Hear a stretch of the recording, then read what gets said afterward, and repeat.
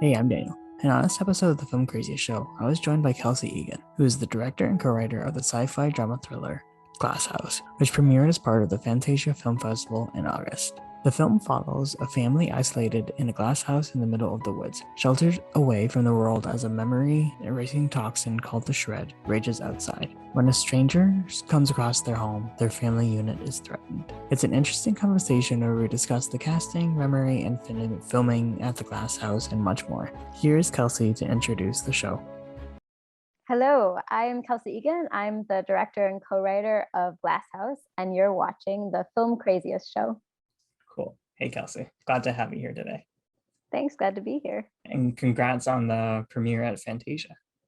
Thank you. We're very grateful. We love Fantasia as a concept so much. It's such a brilliant festival, and what Mitch has done with it is so impressive over the years, and his representation of filmmakers around the world. And it was like the perfect home for this movie. So we're thrilled to be able to premiere it there.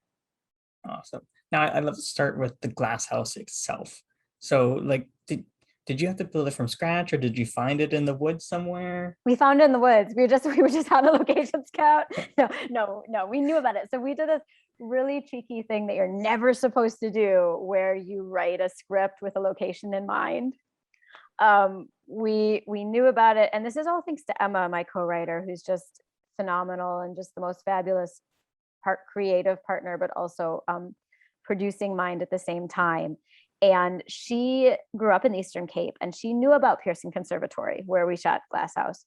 And it's really just this insane colonial relic that was brought over from the UK in the 19th century. Like, I think it was like 1862 or something like that.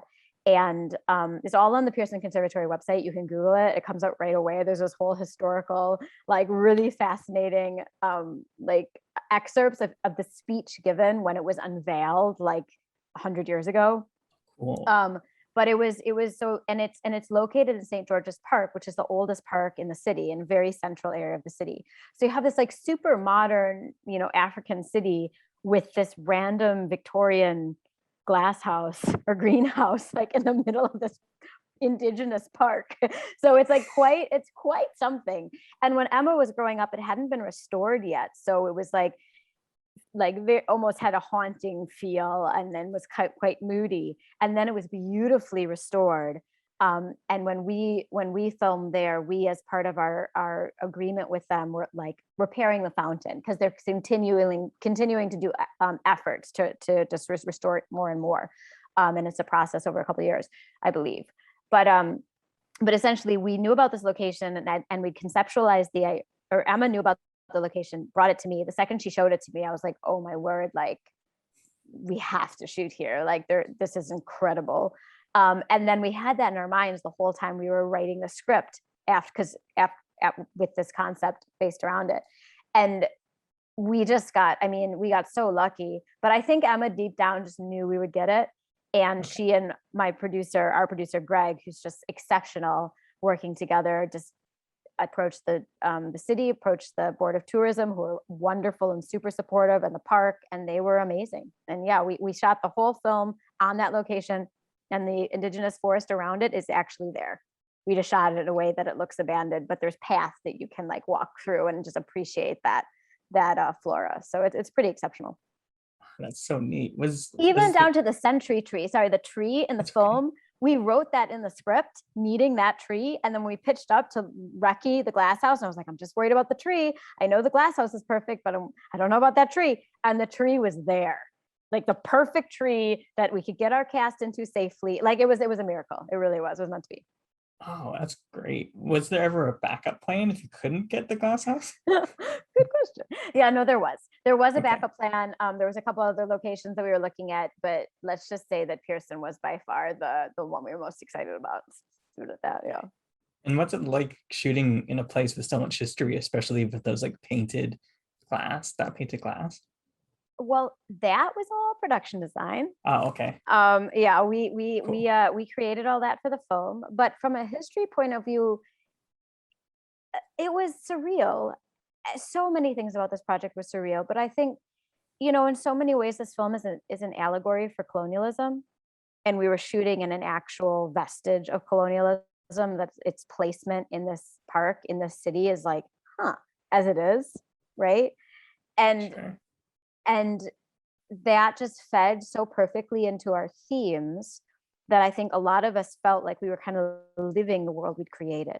Because I mean, we shot in a bubble, like protecting our cast and crew, because we were shooting in November, December of last year.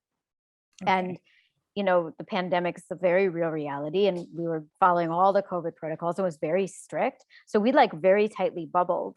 And the whole environment and the intimacy of filming in this greenhouse, I mean, it was hot, like super humid, like we were like all of us like, more having more human interaction than we had in months when everyone was social distancing and completely isolated. So it was a very like almost like intimate claustrophobic experience, but we're telling this intimate claustrophobic story. And that was that like life imitating art, as Emma likes to say, was very much occurring. Okay. Did the cast feel more comfortable when they had the masks on? No, no, they did not. I think No. they felt, yeah, they were really champions. It's interesting. It was almost like we created such a tight little bubble that was just us. And everyone came in, healthy. So that was, I think they were very, and we were often outside, so they felt pretty comfortable there. The bonnets themselves were really, really hot and steamed up very quickly.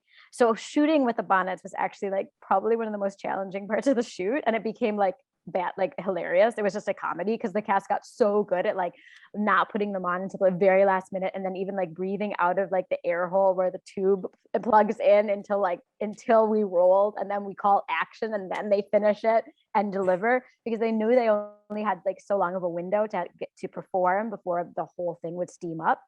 Okay. And we loved that. Like the look was great for the film, but it wasn't very comfortable for them. And we wanted to see their faces. So you had this like perfect window of opportunity to shoot them. That was very short. That'll be great for bloopers though. Oh yeah, it's hilarious. I mean, it's hilarious. Yeah, it was funny. I'd love to also talk about the shred itself and just learn about the research that you and Emma had done to like about Alzheimer's and dementia, just to get it like Okay. perfect. Yeah. So in terms of the mechanism of the shred, wow, there's so many different, like I have so much I can say about this. So first of all, I just want to speak to the elephant in the room, that like we've gotten a lot of commentary that this was a film based on the pandemic or inspired by the pandemic, and I just want to flag that it actually wasn't. And we developed the concept before we ever knew how COVID was going to impact the world, before we went to lockdown, whatever. Then we got green lit for the concept, and then we went into the development phase. So the writing was definitely like we were experiencing lockdown and isolation, and that was very present and personal to us while we were writing. But the idea was conceived before, like the whole premise with toxin. And ironically, when we came up with the idea, our biggest concern was that I have another project that also has a toxic air component, and we were worried that was like too similar. Oh, But the mechanisms are very, very different. So we were like, no, it's fine. It's each are unique enough. Not even considering anyone making comparisons to COVID-19. Like that didn't even occur to us. So that was quite ironic. And then in terms of memory and impact, Emma has a close family member who suffered from dementia. I have a close family member who suffered from short-term memory loss. And what's so, I mean, it's hard for many, many reasons. But one of the things that I was struck by in dealing with it is that people on the outside that don't know you well, because you appear totally fine, don't really understand how disabled or handicapped you are by this disability, right? Like in daily life, it's like, well, why can't you just do this thing? And it's like, well, actually, like memory is everything. It's our identity, it's our concept of self, it's our relationships, it's our place in the world. Like without it, we're completely lost. And that debilitates a person, right? And it really, really prevents function. And we wanted to, we in our conversations, we really wanted to show that, but in the subtle ways of like showing the cracks. Because at first you think everyone's completely normal, right? And then you slowly show the cracks. But in terms of like the research we did with that, the way like dementia affects everyone differently. What you forget or what you lose is different for everyone, but generally speaking, short-term memory is usually affected first. So if you have like a brain trauma or you know, from old age or affected by Alzheimer's or dementia, you'll lose more recent things more quickly than you lose later things. So for example, like hashtag spoilers, but some of the things that happen in the film, the reason that one thing is remembered and something else isn't was because of the proximity of the event and or the intensity of the event, or how close together the breathing of the toxin is to that event, so that it was very recent when the exposure occurred. If that makes sense. Okay. So the closest to the trauma kind of thing.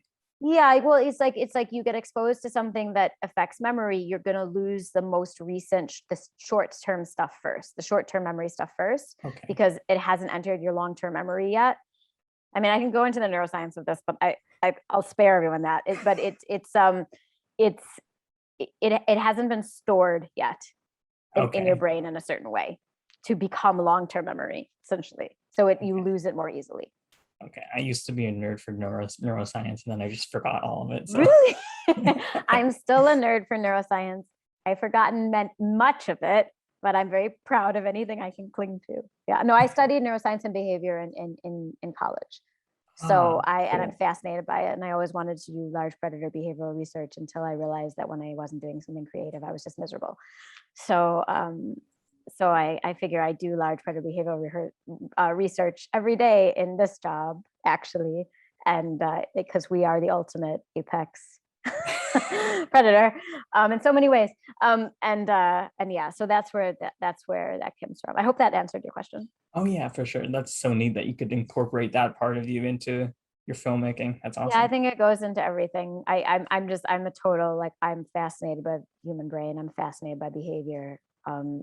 Yeah, I'm always looking at it. I think I'm naturally drawn to explore that, but I don't think I'm alone there. I think we're all, you know, like people, we're weird. We are a weird species. And why we do the things we do is also is fascinating, anthropology and all that. And Emma, my co-writer's dad, is an anthropologist. So that also really like influenced her in terms of like understanding the importance of ritual. It's a memory aid, right? And preserving identity through ritual, which is very much in the script.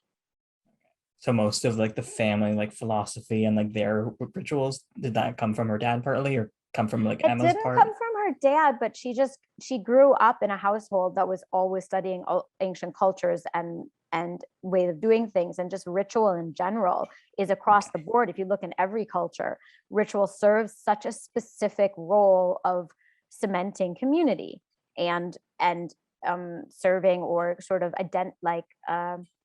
I don't want to say defining, but shaping identity of like, this is where you belong, this is who you are. And I think that sort of her familiarity with those concepts, and she's also quite quite well read and stuff with the sciences. But I think all of us, our collective interests, it makes complete sense we develop something like this, basically. Okay, fascinating. I'd also love just to mention about the memory. Like I found it, like I appreciated how real and like emotional it was, like especially in terms of like how Evie handled memories. So I just wanted, because I felt very personal. So thank you for putting that into it. Yeah. No, sorry, I kind of glossed over that, but Okay. I think there's this not trope, but like there's no denying that, like, you start off life and you're fresh, and then you live and experiences hit you, and some experiences hit you harder than others. And the older you get, you have more opportunity to be hit again and again by really hard things. And I think it's nice to gloss over the impact of certain things and say, oh, you know, it all makes you stronger, or makes you more well-rounded or whatever. But my personal experience of trauma is not the case.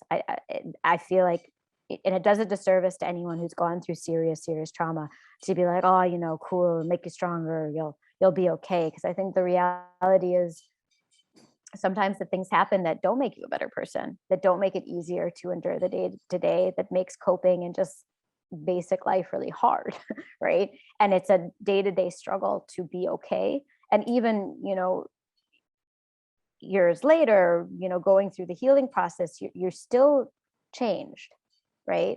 And I think that at the core theme we were really exploring with this film is these two different approaches from these two sisters, right? Of like holding on as tightly as you can because that's all you got, or walking away completely because the experiences that you've had were so painful that they don't serve you. And that in pursuing or wanting to just be happy, you can't identify with your actual life anymore. Your actual life is too painful. So disassociation from your lived reality, because you wouldn't be able to cope if you had to relive or recall those experiences. And I think like that's very much a part of trauma that anyone who's gone through it understands, but I don't know how much it's dialogued about, in public discourse, of the idea like things happen to you and then it impacts you and you can't just like bounce back. Sometimes it changes you forever. And like, is there like you hear Evie's arguments from preserving memory to maintain identity and maintain sense of self, but what if you no longer, like, what if the experiences that you've had have created have impacted you in such a way that you don't want it, right? You don't want it anymore. And that's where B sits. And I think we wanted to provocatively explore that, is like, is that so bad? Like, and also in this post-truth era where everyone's just choosing whatever narrative suits them, which we all do every day. We always choose the narrative that suits us to feel as good as we can in our lives or live the life we want to lead, to be okay, right? Or not. Sometimes our narratives don't serve us well. And that's another interesting thing that humans do. But that was, I mean, all these ideas, everything I'm just talking about was something that we wanted to take a deep dive into because it was quite personal, of like dealing with things like that and being like, well, maybe am I really a better person now? Or maybe would actually things have been really better if I could have just removed this experience completely. Okay. That those themes are just one of the reasons I love your film. So thank you for touching on that. Cool. Yeah, it's the core truth of it. It's why it resonated and I think why there's so much, why there are the darker, more, the emotion between the sisters. We didn't want to shy away from the ugliness or the rawness of that. Okay. Now going to the casting, what was it like finding that pairing of the sisters? And did they have to be able to sing to get the role? You are the first person who's asked that, and you're such a genius for asking it, because we got so lucky. I didn't realize that I'd cast all singers until after the fact, and then I was like, we're gonna use this. we did have the songs written already. Like, we did have that in the script. We didn't write it for them, but we didn't necessarily know, like, were they going to properly sing? Was it going to be more like a chant? And then when I realized that they could sing, it was like, yes, because like and my composer, it was just a genius. And Anya as well did some improv work that just actually really contributed to the music. And we just like crafted what you hear. And it could not have worked it out more perfectly, because Kitty Harris, who plays Daisy, played Matilda, like touring, a theater production, Matilda. Anya is a professional singer, and Jess is also a phenomenal singer and has sung for things before. So it's just, we got so lucky. But what was you were asking a question? Oh, the casting process, right. Whew, that was hard. It was challenging. Not so much. Well, it was challenging for two reasons. One, we got like over 120 tapes per character for the girls, and for the others as well. But the girls specifically, I remember, was like over 120 each. And some of the performances, of like, some of it was really sad because there was so much talent. There was like so many incredible actresses, and we wanted to be able to cast everyone, but we didn't have enough roles. But it was just getting the right dynamic of the counterweight of balancing each other out and being believable as sisters, but also really encapsulating the spirit of these very, very different people. And what we found was, in all of the auditions, is that Jessica Alexander just captured, we use the metaphor of a butterfly, of how her mind just flits from thing to thing, and how she chooses the state of being that's so surface level, because if she dives deep, she can't it's too painful. So she like, chooses to live in a certain space and not live in memory, as you learn throughout the course of the film. And Anya is just a much what she brought to Evie is just feeling the weight of the world on her shoulders all the time. And she just really captured, like from the moment we saw her tape, she just captured the essence of Evie so beautifully. And both of them, I think, like they're just tapes. Like we had so many talented actresses audition who are wonderful, wonderful performers, but in Jess and Anya's tapes, they just completely captured all of the layers that we were looking for in these two characters. But I mean, but all of our cast was absolutely phenomenal in what they brought. I mean, we were so worried about casting Gabe. It's an incredibly challenging role, and Brent's just such a talent, and what Hilton brought to The Stranger, and Adrian is an absolute force. I mean, her craft is so on point. She's so divine to work with. Like she's like a true matriarch in front of and behind the camera. And Kitty is, I mean, just raw talent. Just like Bunting. I mean, she's the most eloquent on it. She listens so well. She takes direction beautifully, and she's so young. So our whole cast was, we were really lucky with how it all came together.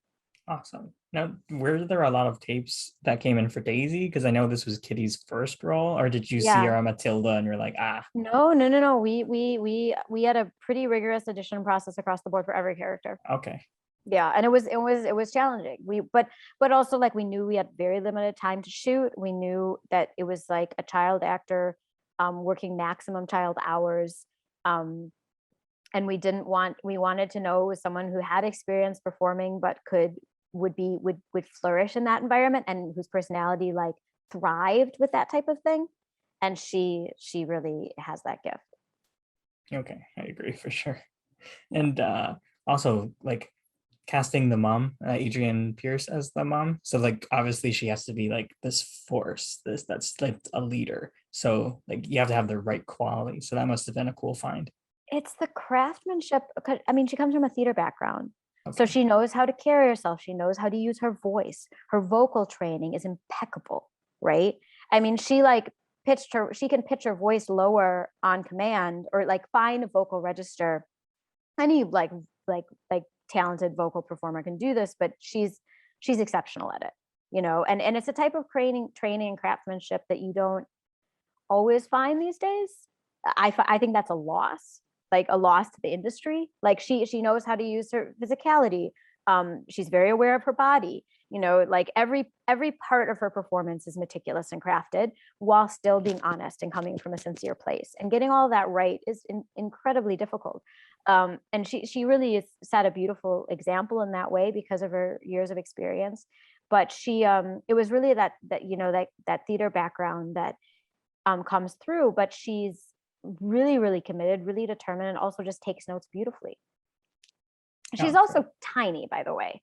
Like you don't realize, but she's like, I'm like 5'1", like I'm 154 centimeters, and she's smaller than me.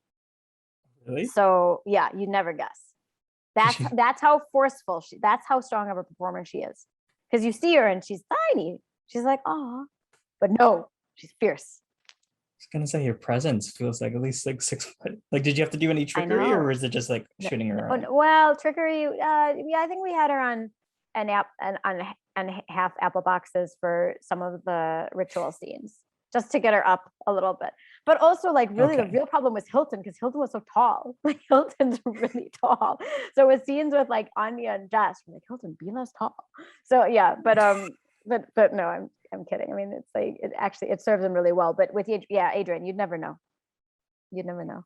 I think with some of the scenes with Hilton and Adrian, we had to be a little clever with our angles. We did, yeah. Interesting for the blocking, right? Yes. Yes. Now that's kind of leads into like how you shot the film, and just with the extra light that's always there. So can you talk about what it was like developing that look with your cinematographer, who I think is Justice? Yeah, Justice was, he was wonderful in that, like, from the very beginning, he totally got the look that we were trying to achieve. And it was quite a contrasty look, like, like a single light source from the natural light coming in, but with blacks blocking off, so we didn't just have light everywhere, so that we could be controlling or crafting the light to the degree and have a play of shadows, because you needed that for the atmosphere that we were looking to create. And look, lighting Pearson was not easy, because it's essentially like shooting exteriors every day, except for the added benefit of with constant like concerns about reflections, right? So it's like I mean, like, and once like the sun set, it was even worse. So it was like everything was like it was a massive challenge, and you had to like we had like basically like practically a curtain of blacks that we would wall off one side of any wing we were shooting on to get the desired play between shadow and light, because the light coming through was never the problem. It was shaping the light that was the challenge. Oh, interesting. Yeah. Okay. And we certainly did have directional lights that we put through, like to be the sun or whatever to source it, but we had to do that in order to compete with an actual light, so that we could shape the light more effectively, essentially. Yeah, Cool. but yeah, it was really. I mean, we shot in Cook Anamorphics, which was like we were both so excited about that because it was perfect for capturing the world, like the fall off and the way those lenses breathe, like sort of captures this sort of surreal feel of this world. And we also put netting behind the like, or we used netting as well with the lens, just in front of the lens. So we were creating quite a soft fairy tale look intentionally. Talking about the fairy tale, I would love to, because it has such a fairy tale look, fairy tale like stories almost. So were there any that inspired this, or are there any fairy tales that you love from your childhood? Maybe So two many. questions in one. No, it's fine. I'm a fairy tale. I don't. It's hard for me to express how much I love fairy tales. But I like the older, darker ones, like the morality tales, or like your consequences, like your actions will have consequences, children, like that type of tale, like always really resonated with me. So I think, I don't know, like, do I have a favorite fairy tale? There was one that always struck me of a girl and a bear would visit her, and the bear was obviously a man, but she would ride this polar bear. It's sort of like you think like, oh, Golden Compass, Philip Pullman, but there's actually this old fairy tale that's that this is like this girl and this giant northern white bear, obviously a polar bear, and that one always like struck me. And I love wolves, so generally anything with a wolf I was in. But I was like and I was invested. But the fairy tale component, honestly, I think like Emma and I both grew up, reading Gothic literature. We both are super attracted to that. It's material that we really love dealing with, and I think fairy tales by extension as well. We did not realize it's just in us. So we wrote a fairy tale, but we didn't even think about the fact that we were writing a fairy tale, because it was just naturally, obviously, this is what it needs to be in our heads. And then we finished the script and we were like, holy shit, we just wrote a fairy tale. But like, we didn't say, oh, we are going to write a fairy tale. Like, it wasn't like that. It was just like, it's such a, I think so many themes in the film and ways that we approach certain things are so deeply rooted in us, and sort of little nods or odes to material that's really impacted us or inspired us, or like touched us deeply, that I think that then came across in the choices that we made and how we presented the material. But there was also the some of the choices from, like, for example, having the wardrobe influenced by Victorian era, right? That goes back to like what dress symbolically represents confinement. And like they're living in a confined space. Their wardrobe is a nod to something that like historically means like, women confined in a certain traditional roles or whatnot. And then we're subverting all of that because they're living in a world where none of those societal expectations or taboos have been imparted to them. So we got to have like these incredible characters who are completely unbridled in their desire, in their instincts, and their impulses. But we wanted to visually showcase the confinement of their lives, because they really are in such a claustrophobic space. And also, again, the nod back to the colonialism allegory, which, like, they're living this what appears to be this perfect life, but there's a lot of rot underneath. There's a lot of blood in their hands to achieve that ideal that they have created, that is only an ideal according to their narrative that they have made up. And I think that was important to us to keep that in mind with our choices.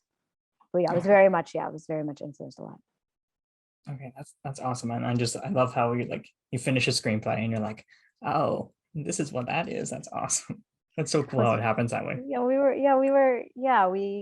were excited about that. But we were really, really excited about the script. And I have to say, it's been such an incredible process doing interviews, because everyone I've spoken to has not only asked just those phenomenal questions, but really seems to get like on a meta level, and also like all the layers of the themes they were interested in exploring. And it seems to be resonating more that like in the way that we had hoped, that people get it. Because we were worried, I'm like, are people going to understand what we're doing? Like, are they going to get it? And everyone's getting it. And I can't tell you like what a good feeling that is, because we wanted to provoke debate on these themes. We wanted it just to be a discussion piece, and everyone, like, so many people that I'm speaking to are like, oh my God, like we're all talking about it. And I'm like, we're all talking about what this could mean or what this is. And I'm like, yes. It's like, that's what we were hoping for. So yeah, very Okay. grateful.